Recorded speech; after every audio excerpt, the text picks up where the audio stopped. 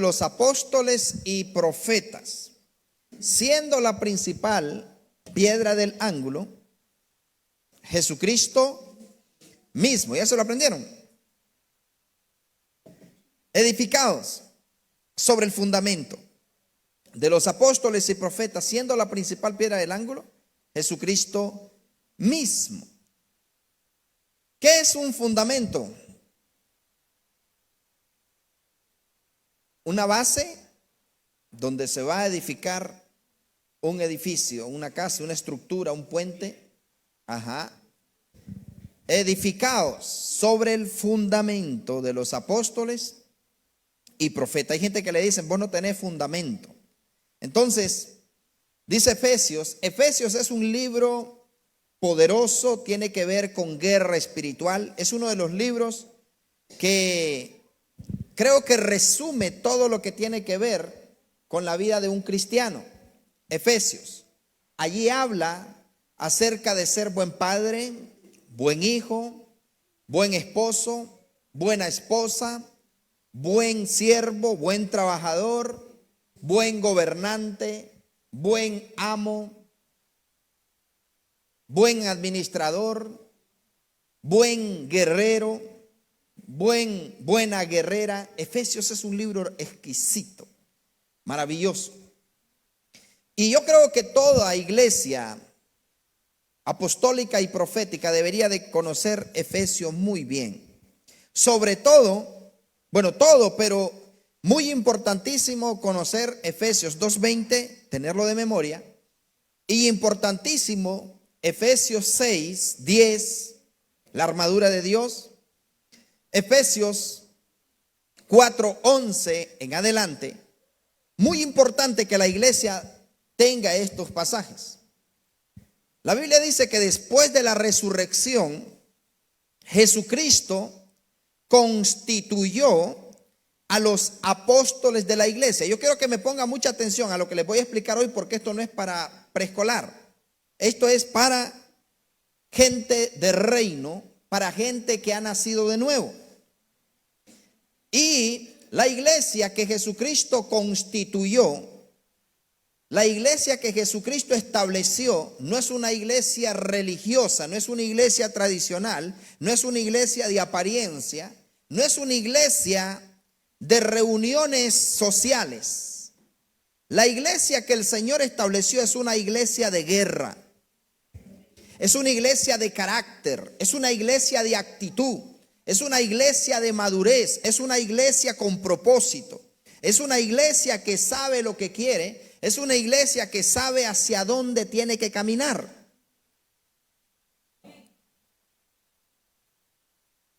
Si a usted le preguntan, ¿cuál es la verdadera iglesia? Usted no va a decir es la evangélica, es la bautista, es la adventista, es la católica, es la musulmana, es la... ¿Usted cómo describiría a la verdadera iglesia? Basta con conocer la gran comisión para conocer la verdadera iglesia. Para conocer la iglesia del Señor, basta con conocer la gran comisión.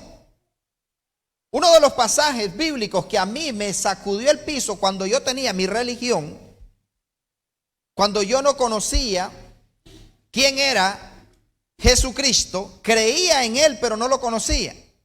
Me pasaba como a Job, de oídas te había oído, pero ahora mis ojos te ven. Entonces, dice la Escritura, Jesucristo estableció dos líneas apostólicas. Esto usted no lo ha oído en ningún lugar. Esto no lo enseñan en los institutos bíblicos. En los institutos bíblicos le enseñan a usted a celebrar San Valentín, el Día del Padre, el Día de la Madre, el Día del Amor y la Amistad, el día del nacimiento de Tamuz, o Jesucristo le llaman ellos. Ahí le enseñan a celebrar la Biblia sin conocerla. Pero la Biblia o la revelación de Jesucristo es para la iglesia que entiende cuál es su misión aquí en la tierra. Si la iglesia no entiende cuál es su misión aquí en la tierra, no va a poder caminar con paso firme, con convicción y con carácter. No va a poder lograr lo que lograban los apóstoles. Los tiraban a los leones, los tiraban a la hoguera, los traspasaban con espada, los latigaban, los apedreaban, pero ellos se mantenían firmes sin negar su fe. Hoy usted hágale mala cara a alguien y ya no le quiere hablar o se va de la iglesia. Apáñele el pecado a alguien y a usted lo va a crucificar y va a decir que usted es la mala, que usted es el malo, y se va a ir a buscar una iglesia donde le apañen el pecado. Ministerio de Fuego no es esa iglesia. Entonces, el asunto es que Jesucristo estableció dos líneas apostólicas. ¿Escuchó eso? Dos líneas. ¿Cuáles son? Los apóstoles del Cordero y los apóstoles de la iglesia. Los apóstoles del Cordero, grábese eso toda su vida. Si usted cree o usted ha dimensionado que es una iglesia apostólica. Entonces hay dos líneas que Jesucristo estableció: los apóstoles del Cordero y los apóstoles de la iglesia. ¿Escuchó eso? Los apóstoles del Cordero. Por eso, cuando la Biblia habla de los apóstoles, hay gente que dice los apóstoles solo fueron 12 y ya no hay apóstoles. ¿Cuántos han oído eso? ¿Lo han oído? Ya no hay apóstoles. Los apóstoles solo fueron 12 y ya no hay más. Pero Jesucristo estableció 12 apóstoles que eran, por así decirlo, su guardia personal. Eran exclusivos para trabajar solo con él. Pero los apóstoles del Cordero tenían que formar apóstoles para la iglesia. ¿Escuchó eso? Los apóstoles del Cordero eran exclusivos del Cordero. Incluso dice la Biblia, a ver si Owen me ayuda. La Biblia dice que en la Nueva Jerusalén habrán 12 columnas que tendrán los 12 nombres de los 12 apóstoles del Cordero. ¿Escuchó eso? ¿Cuántos lo han leído? La Biblia dice que habían 12 columnas y que esas 12 columnas tenían los 12 nombres de los apóstoles del Cordero. Por supuesto, una de esas columnas no decía Judas, porque Judas vendió su apostolado. Judas por dinero vendió su ministerio, vendió su apostolado. Judas por dinero vendió a su maestro. Judas por dinero traicionó a su mejor amigo. Judas por dinero renunció a su llamado. Entonces, dice la Escritura que en la Nueva Jerusalén, allí van a haber 12 columnas que tendrán los 12 nombres de los apóstoles del Cordero. Allí va a estar el nombre de Mateo, el nombre de Lucas, el nombre de Marcos, el nombre de Juan, el nombre de Pedro, el nombre de cada uno de los apóstoles del Cordero. Pero los apóstoles de Jesucristo, ellos tenían que preparar apóstoles para la iglesia. Pero ¿cuál es el trabajo de los apóstoles de la iglesia? La Biblia dice que Jesucristo, ¿sabe usted? Que después de que Él resucita, establece a los apóstoles de la iglesia. Antes no, antes estableció a los apóstoles de Él. Pero luego que Jesucristo resucita, por eso dice Efesios 4, dice la Escritura en Efesios capítulo 4, en el verso, desde el verso 8 puede ser. Entonces, dice, y el muro de la ciudad tenía 12 cimientos, y sobre ellos los 12 nombres de los 12 apóstoles. ¿De quién? ¿De quién? Del Cordero. Los 12 apóstoles del Cordero eran privados solo del Cordero, pero vea lo que tenían que hacer los apóstoles. Cuando Jesucristo resucita, Él hace lo siguiente: comisiona a los apóstoles para hacer apóstoles que tenían que hacer lo siguiente. Efesios capítulo 4, Vamos al verso 8. Vámonos desde el Efesios 4:8. ¿Lo tiene? Dice, por lo cual dice, subiendo a lo alto, llevó cautiva la cautividad. ¿Y qué hizo? Y dio dones a los hombres. ¿Quién fue ese? ¿Quién fue él? Y eso de que subió, ¿qué es? Sino que también había descendido primeramente, ¿a dónde? A las partes más bajas de la tierra. ¿Cuáles son las partes más bajas de la tierra? El infierno. Jesucristo anduvo en el infierno. Vamos, diga, Jesús anduvo en el infierno. ¿Y a dónde está ubicado el infierno? En el corazón de la tierra. Mateo 12:40 dice, y así como estuvo Jonás 3 días y 3 noches en el vientre del gran pez, así es necesario que el Hijo del Hombre esté 3 días y 3 noches en el corazón de la tierra. ¿Cuántos días? 3 días y 3 noches. ¿Qué nos han vendido? Que Jesucristo muere el viernes a las 3 de la tarde y que y le llaman el domingo de resurrección. Y muchos evangélicos celebrando el domingo de resurrección. Pero ¿cuántos días estuvo muerto Jesús? En la carne, ¿verdad? 3 días y 3 noches. ¿Y a dónde anduvo él? En el Seol, en el Gehenna, en el Hades o en el infierno. Estuvo 3 días y 3 noches. El apóstol Pedro dice que él fue a predicarle a los espíritus encarcelados, los que habían blasfemado, los que no se arrepintieron en el tiempo de Noé. Pero dice la escritura que cuando Jesucristo fue, dice que descendió a las partes más bajas de la tierra, pero cuando Jesucristo resucita, dice la Biblia que él hizo lo siguiente, Efesios 4:10, el que descendió es el mismo que también subió por encima de todos los cielos para llenarlo todo. ¿Cuántos cielos? Por encima de, no dice el cielo, todos los cielos. Algunos dicen que hay 7 cielos. Yo he leído que hay 3. Pero hay misterios que todavía la iglesia no los maneja. Salomón dijo, he aquí que los cielos de los cielos de los cielos no pueden contenerte. Pero Pablo dice, conozco a un hombre, si en la carne no lo sé, o fuera de la carne, que fue llevado en el espíritu al tercer cielo. No a un concierto del grupo, ¿no? Sino que fue llevado al tercer cielo, donde recibió palabras inefables que no les da al hombre explicar. ¿A cuántos de ustedes les gustaría tener un paseo al tercer cielo y regresar?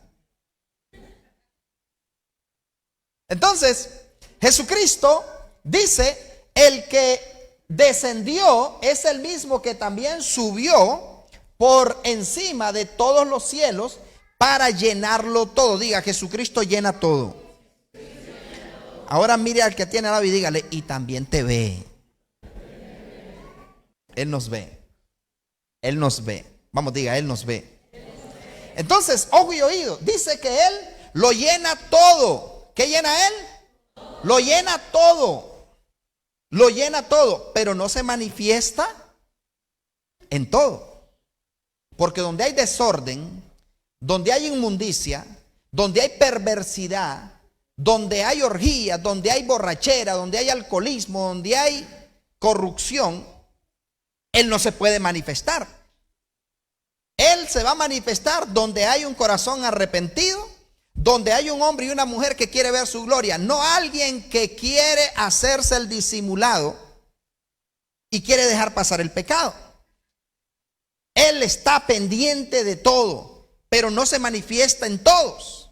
Por eso es que hay gente que usted los mira y dicen, ¿cómo estuvo el culto? Dicen, ¿cómo estuvo el servicio? Dicen, maravilloso, poderoso, me gocé. Y otros dicen, ¿cómo estuvo? Hoy no sentí nada. Hoy no sentí nada. Hoy sentí que fue pura tiradera. Hoy sentí que fue pura indirecta. Hoy sentí que fue pura crítica. Alguien le contó. Pero hay otro que dice, me gocé tanto hoy. Disfruté la palabra. ¿Por qué? Porque depende del corazón con que usted ande. Bienaventurados los que tienen hambre y sed de justicia, porque ellos serán saciados. Entonces, quiero llevarlo a esto. Dice que Él subió por encima de todos. Mire qué maravilloso. Jesucristo resucitó, el Espíritu Santo lo levantó de la tumba. Pero antes de levantarlo de la tumba, Jesucristo salió del infierno. Yo me imagino que salió como de un ascensor. Y yo creo que Jesucristo llevaba las llaves, dándole vuelta en el dedo, las llaves del infierno y de la muerte. O sea que el que se murió de COVID fue porque lo permitió. Es que el diablo los mató. No. El que lo mató el cáncer, es porque lo permitió y hay sus motivos. Pero el asunto es, y los que estamos vivos porque Él tiene sus motivos, porque Él no lo permitió. Vimos pasar la muerte de lejos. Vimos pasar la miseria, la crisis de lejos. Ok, entonces Jesucristo dice que subió, pero lo que le quería decir es esto, que Jesucristo subió, pero mientras Él iba subiendo del infierno, saliendo del infierno, Jesucristo llevaba una victoria contundente contra Satanás, contra los principados, contra las potestades, contra los gobernadores de las tinieblas, contra las huestes espirituales de maldad de las regiones celestes, contra el cáncer, contra el SIDA, contra la diabetes, contra el asma, contra el soplo en el corazón, contra la artritis, contra la osteoporosis, el Parkinson, Alzheimer, y Él iba saliendo victorioso por encima de todos. O sea, Él subió y dice que pasó por encima de todos. El diablo solo lo debe haber quedado viendo de rodillas y lo debe haber quedado viendo cuando Él iba hacia arriba. Y no le funcionaron sus ofertas. Pero Él victorioso. Vino como cordero, pero se levantó como león. Y se levantó, llegó y se sentó a la diestra del Padre. Pero antes de sentarse a la diestra del Padre, Él pasó por la tierra, todavía estuvo 40 días. ¿Y sabe qué estuvo haciendo esos 40 días? O sea, mire qué maravilloso. Él estuvo todavía. Los apóstoles tuvieron el privilegio de tener a Jesucristo 3 años y medio y 40 días. Después de que comenzó su ministerio. 3 años y medio y 40 días. Pero en eso Jesucristo dice Efesios 4:11 que hizo lo siguiente. Jesús dice, y Él mismo, ¿quién? ¿Quién? Jesús. Y Él mismo constituyó a unos apóstoles, a otros profetas, a otros evangelistas, a otros pastores y maestros, a fin de ¿qué? De perfeccionar a los santos. ¿A quiénes? A los santos. ¿Será que Jesús hacía estatuas y las perfeccionaba? A fin de perfeccionar a los santos. ¿Quiénes son los santos? Los comprados los lavados y redimidos por la sangre de Jesucristo. Y los santos no son perfectos. Los santos son los que entran al camino, pero se dejan perfeccionar. Los santos. Entonces dice que Él mismo constituyó a unos apóstoles, a otros profetas, a otros evangelistas, a otros pastores y maestros, a fin de perfeccionar a los santos. ¿Para qué? Para la obra del ministerio. ¿Para qué? Para la obra del ministerio, para la edificación del cuerpo de Cristo. ¿Qué van a hacer los santos? Ser perfeccionados. ¿Para qué? Para la obra del ministerio. ¿Para qué? Para la obra del ministerio. ¿Cuántos santos hay aquí en esta noche? ¿Y a qué vinieron? Ah, qué bueno que lo tiene claro. Vino a ser perfeccionado, no vino a dar una vuelta. No vino de paseo. Usted vino a ser perfeccionado. Ah, pero ¿qué pasa para ser perfeccionado? ¿Qué tiene que suceder? ¿Ah? Me gusta dejarse guiar. Ser obediente, ser constante en el camino, ser corregido. Qué horrible eso. Ser corregido, ser instruido, pero me gusta, reduzcámoslo a esto, ser procesado. Ser procesado. ¿Y qué tiene que suceder? ¿Qué pasa en un proceso? Doloroso, ¿no? Procesado. Y el Padre quiere procesarnos. Si tenemos orgullo, nos va a quebrar ese orgullo a como sea. Si tenemos soberbia, nos va a quebrar esa soberbia como sea. Porque no es la iglesia, es el propósito. Es el propósito. Entonces el asunto es que los apóstoles, profetas, evangelistas, pastores y maestros no están para entretener a la iglesia, no están para chinchinear a la iglesia, no están para sobar a la iglesia. La verdadera iglesia de Jesucristo lo prepara para morir. Para Jesucristo cuando Él vino, Jesús sabía que su misión era morir. Y a los apóstoles les dijo: el que ame su vida, la va a perder. Pero el que menosprecie su vida por causa de mí, la va a encontrar. En otras palabras, Jesucristo le dijo: hey, ¿cuántos quieren venir a morir? Porque tiene que morir. El verdadero cristiano tiene que morir. Tiene que morir al yo, al placer, al deleite, a la delicia, a la agenda. El Señor te agarra la agenda cuando tú vienes a sus pies. Agarra tu agenda. A mí me gusta que me traten así, a mí me gusta que me den esto, a mí me gusta. Y el Señor agarra tu agenda y le hace: ya no me interesa, ahora es la mía. Un verdadero soldado va a la guerra y no le importa que el campo esté minado. Muere con honor, con las botas puestas, si es que tiene que morir. Aunque no diga amén. Pero ¿qué es esa iglesia? Hay que cerrar el templo porque hay que ser prudente. Hay que tomar las medidas de precaución. ¿Qué mejor medida que la sangre del Cordero corriendo por tus venas? ¿Qué mejor medida que las llagas de Jesucristo protegiendo tu vida? Porque la Biblia dice que no te sobrevendrá mal, ni plaga tocará tu morada, caerán a tu lado 1000 y 10.000 a tu diestra, mas a ti no llegará. La Biblia dice que sobre los enfermos pondremos nuestras manos y que ellos sanarán. ¿Y cómo es el saludo ahora? Algunos de largo, de codo y de largo, ¿no? Porque es que si le doy la mano me puede contagiar. No, a mí me dice la Biblia que sobre los enfermos pondré las manos y sanarán. No dice que me van a contagiar, que se van a sanar. Pero la verdadera iglesia, les decía, ¿cómo la descubrimos? Jesucristo habló claro y les dijo a los apóstoles, Marcos 16:15 en adelante. Jesucristo les dijo a los apóstoles: id por todo el mundo y predicad el evangelio a toda criatura, no a todos los hijos, a toda criatura. Mire cómo pone a los seres humanos en la denominación de animales, de plantas y de cosas.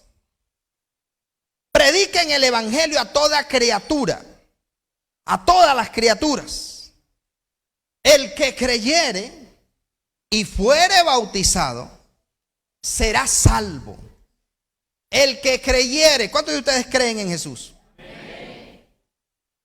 El que creyere y fuere bautizado será salvo. Mas el que no creyere será condenado, punto. El que no creyere será condenado. Y luego dice: y estas señales, vamos, diga señales. Una vez más diga señales. Y estas señales seguirán. ¿Qué van a hacer las señales? Seguirán. A ver, Keren, Levia y Ruth, vengan. Una se llama sanidad, la otra se llama liberación y la otra se llama milagros. Síganme lo bueno. ¿Quiénes van detrás de mí? Sanidad,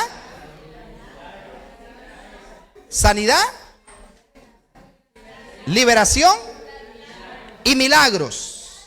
Entonces dice, ¿qué andaban haciendo ellas detrás de mí?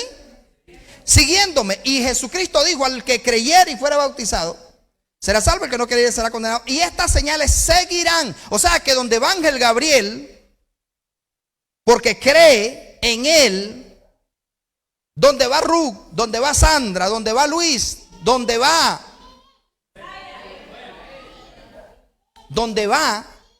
dice que lo tienen que seguir. Ah, no, pero es que es peligroso, o sea. Y Dios guarde que estornude.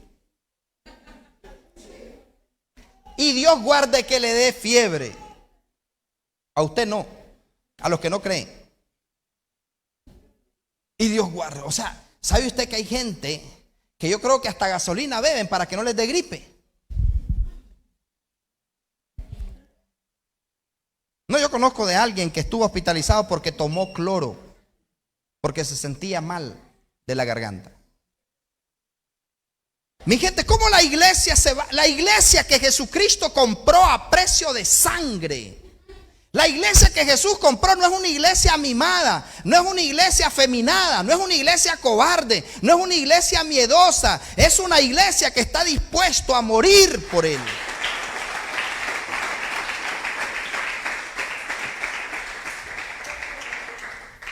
Jesús no estableció ninguna iglesia etiquetándola que es la iglesia, no, la iglesia evangélica, la iglesia católica. Mentira, Jesús no le puso nombre a la iglesia. Él simplemente constituyó la iglesia, pero no le puso nombre. Él no dijo la iglesia tal, eso es basura. Y vos tenés credencial, tengo credencial de la Santísima Iglesia tal. Y algunos se enorgullecen poniendo, ¿no?, el rótulo, iglesia fulana de tal. ¿Usted cree que ese rótulo a la hora de echar fueron? Miren cuántas iglesias con todo y rótulo las cerraron en estos días, y algunas ni las van a volver a abrir. Nosotros estamos para establecer el reino, pero cuando Jesucristo establece a la iglesia es una iglesia de guerra, es una iglesia de carácter. ¿Usted cree que a los soldados, a los militares, cuando los están entrenando, usted cree que le dicen, por favor, podrías cargar esa mochila de tiros? Por favor, podrías hacer vigilancia. Por favor. Y les sirven la comida. ¿Y usted cree que le van a preguntar, a ver, ¿quiénes quieren gallo pinto y arroz y frijolito? A ver, ¿cómo lo quieres el huevo? ¿Tibio, frito o en torta? Le sirven y usted se lo tiene que comer, si es posible, en menos de un minuto. Y si no, lo pueden agarrar y lo pueden meter y dejarlo encerrado o amarrado a la intemperie que le esté cayendo la lluvia. Pero ¿sabe usted que la iglesia guerrera, los santos de la actualidad, si está lloviendo no voy a la iglesia? Hay gente que la lluvia los corre. Hay gente que un llamado de atención los corre. Pero necesitamos una iglesia que esté clara, que aunque Jesucristo le diga, apártate de mí, Satanás, me eres motivo de tropiezo, le diga al Señor, ¿a quién iré si solo tú tienes palabras de vida eterna? Y vemos hasta pastores, esto no solo se den ovejas, vemos pastores que renuncian a la iglesia porque ellos dicen, es que no los puedo domar a esos rebeldes. Porque no tienen claro qué es la iglesia. Entonces él dijo, estas señales seguirán a los que creen. Y vea cómo encabeza la lista y dice, en mi nombre, dijo Jesús, echarán fuera demonios. ¿Qué va a hacer con los demonios? Echarlos fuera. No, pero algunos los echan fuera, pero para el cuarto, para adentro, para la sala. Los tienen en la juguetera, los tienen en el ropero, los tienen en el celular a los demonios. Los tienen en la computadora. Pero Jesús dijo, en mi nombre echarán fuera demonios. Pero ¿cuántos cristianos, en lugar de echar fuera a los demonios, le dan la bienvenida? Pastor, ¿y cómo se le da la bienvenida a los demonios? Haga todo lo contrario a lo que Dios le manda. Si tu ojo te es ocasión de caer, ¿cuánto pueblo de Dios son adictos a la pornografía?